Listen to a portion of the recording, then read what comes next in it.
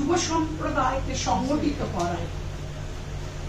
প্রজ্ঞানন্দ পাঠকগৃহ তীরন্দার এই কথা মতোই মনে রেখে আজও কাজ করে চলেছে।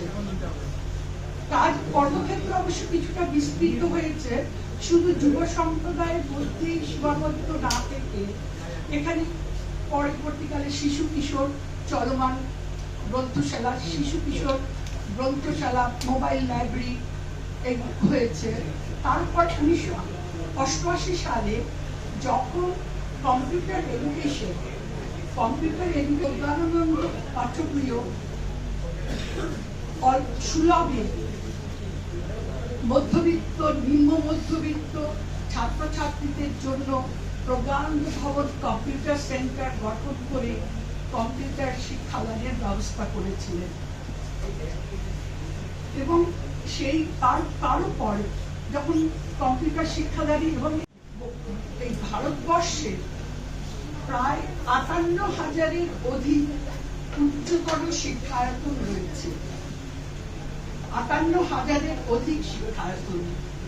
আর এই 58,000 শিক্ষায়তন থেকে বছরে 90 লক্ষেরও বেশি ছাত্রছাত্রী স্নাতক ডিগ্রি অর্জন করে। এই 90 লক্ষ ছাত্রছাত্রী তারা স্নাতক ডিগ্রি অর্জন করছেন, একটা বিপুল সংখ্যক ছাত্রছাত্রী, কিন্তু এই দেখা যাচ্ছে তারা বেরোচ্ছে, কিন্তু এদের প্লেসমেন্টের হার অতি নগণ্য। তাদের ধন্যবাদ জানিয়ে আমি কয়েকটা কথা বলছি। প্রথম কথা হচ্ছে যে আমার একটা সেলফ ইন্ট্রোডাকশন দরকার। সেই সেলফ ইন্ট্রোডাকশনে বলে দিই, আমার নাম তো উনি বললেন, আমি একজন প্র্যাকটিসিং চার্টার্ড অ্যাকাউন্টেন্ট এবং আমি জীবন শুরু করি অধ্যাপক হিসেবে। আমি অবসর নিয়েছি 2014 সালে। এখন আমি একজন পেশাদারী চার্টার্ড অ্যাকাউন্টেন্ট এবং অ্যাট দ্য সেম টাইম আমি প্রশিক্ষিত কস্ট অ্যান্ড ম্যানেজমেন্ট অ্যাকাউন্টেন্ট। যাই হোক, আমার প্রজ্ঞানন্দ পাঠকগৃহের সঙ্গে আমার সংস্রব প্রায় 40 years. Initially as an assistant, later as a financial advisor. Now I am their auditor, and I have seen them very closely. তাদের দেখেছি আমাদের দুর্য সম্পর্ক করকেও আমি বহুদিন ধরে দেখেছি, তার বিভিন্ন কাজের প্রচেষ্টা আমি চাক্ষুষ করেছি এবং তার যে ডেডিকেশন কাজে সেটাও আমি উপলব্ধি করেছি বিভিন্ন সময়। এবং আগে যে প্রজেক্টে cost is huge, this is one point, and it is a purely commercial activity, and there is no social objective in this commercial activity. That is very clear. This is a purely commercial activity এবং বাণিজ্যিক কারণে কাজটা করা হয়। এখানে যে কনসেপ্টটা আছে সেই কনসেপ্টটাতে দেখলাম একটা জিনিস খুব নভেল, সেটা হচ্ছে এই placement be free aptitude test নেবে এবং as far as my understanding of the project goes, for the West Bengal, it will be restricted to only for this year. Anyway, and West Bengal badly needs it, no doubt about it. A free aptitude test will be conducted under strict examination conditions in all colleges of West Bengal. Am I right? And there will be a database of aptitude and other matrices of the candidates, and that database will be maintained by Placement B, and it will be offered to the prospective recruiters. Am I correct?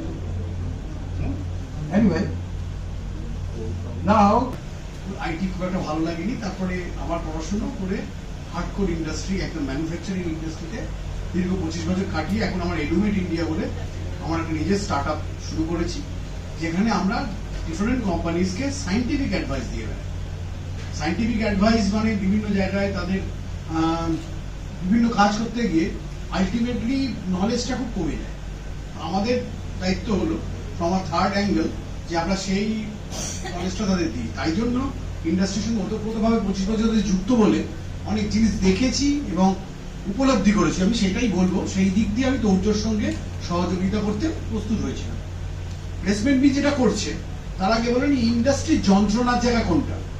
আমি কিন্তু এখানে প্রথমে IT ইন্ডাস্ট্রিকে বাদ রাখছি, কারণ তারা অনেক পরে ভারতবর্ষে এসছে এবং তারা যে কোনো ছাত্রকে নেয় যখন যাচাই করেই নেয়, অ্যাপটিটিউড টেস্ট থেকে আরম্ভ করে সেই জিনিসটা আছে।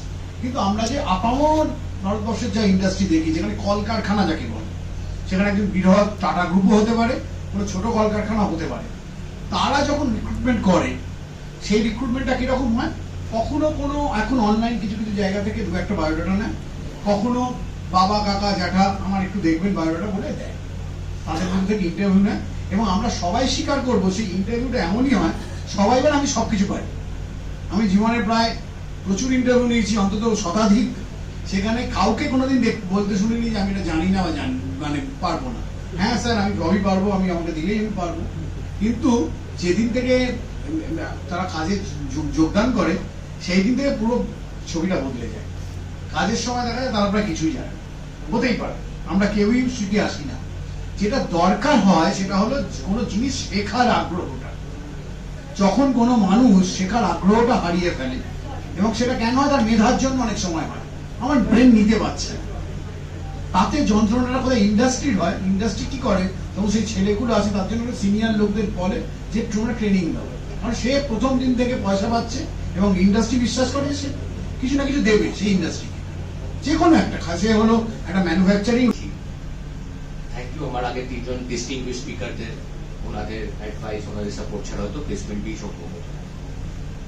থ্যাংক ইউ পেছনে দাঁড়িয়ে আছে আমার কলিগসদের, যাদের অক্লান্ত পরিশ্রমের জন্য আজকে আমরা এই জায়গায় এসেছি আর আগে কোনো স্বপ্নও দেখতে পারি। আর ফাইনালি আমার জার্নালিস্ট বন্ধুরা, আজকে যারা আপনারা এসছেন, এই ইভেন্টটার সাকসেস আপনাদের উপরই ডিপেন্ড করে। এই আইডিয়া, এই কনসেপ্ট যদি আপনারা জনগণের কাছে পৌঁছে দেন। অনেকেই আমার আগে বলেছেন এই প্লেসমেন্ট বি কনসেপ্টটা ইউনিক, এইরকম একটা অর্গানাইজেশন করা হয় না। কেন করা হয় সেটাও আমার বলতে হবে। তাহলে এই কনসেপ্টটা, এরকম অর্গানাইজেশন ইন্ডিয়ার মতো একটা লেবার সারপ্লাস ইকোনমি, যেখানে পপুলেশন বেশি চাকরি কম, এই মডেলটা সেই রকম দেশেই কাজ করবে।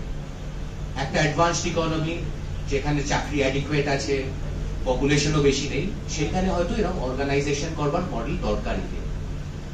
ইন্ডিয়ার মতো দেশে বা সাউথ ইস্ট এশিয়ার অন্য যে দেশগুলো আছে সেইগুলো দেশে এরকম অর্গানাইজেশন খুবই দরকার। আমরা চেষ্টা করছি একটা সেক্টরকে অর্গানাইজ করতে, ফ্রেশার রিক্রুটমেন্ট, ক্যাম্পাস প্লেসমেন্ট সেক্টরকে অর্গানাইজ করতে। এইখানে আগেন আমার তাহলে এটাও বলতে হবে, বিদেশি মডেলগুলো আমাদের দেশে কাজ করে না কেন। একজন অ্যাডভান্স দেশের গ্র্যাজুয়েট, সে যখন একটা চাকরি খুঁজছে, সে প্রথমে চায় যে আমি কি চাকরি করব, তারপরে ভাবে যে সেই কোম্পানিতে চাকরি করব, কি কোন কোম্পানিতে চাকরি করব, তার এনভায়রনমেন্ট কি হবে, তারপরে ভাবে যে 5 বছর 10 বছর পরে আমাদের ক্যারিয়ারের লাভ কি হবে। আমাদের দেশের যখন একটা গ্র্যাজুয়েট ছেলে কি মেয়ে চাকরি করছে, যতগুলোতে অ্যাপ্লাই করতে পারে, যতগুলোতে সে এলিজিবল, সবকটাতে অ্যাপ্লাই করে। আমাদের সোসাইটি, আমাদের ইকোনমিক কন্ডিশনে এই ডিফারেন্সটা আছে। তার জন্য বিদেশি মডেল যেগুলো আছে, বিদেশি রিক্রুটমেন্টের মডেল, সেগুলো আমাদের দেশে কাজ করে না।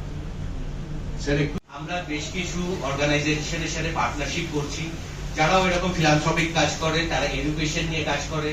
আমাদের আজকে রিপ্রেজেন্টেটিভ এখানে আছেন বিদাস্তু ফাউন্ড করেছেন অভিক সরকার, মিস্টার অভিক সরকার, বাংলা লিটারেচারের একজন কন্টেম্পোরারি লিটারেচার ডক্টর। তো ওনাদের সাথেও আমরা এরকম এডুকেশনাল কিছু প্ল্যাটফর্মের সাথে আমাদের পার্টনারশিপ হচ্ছে।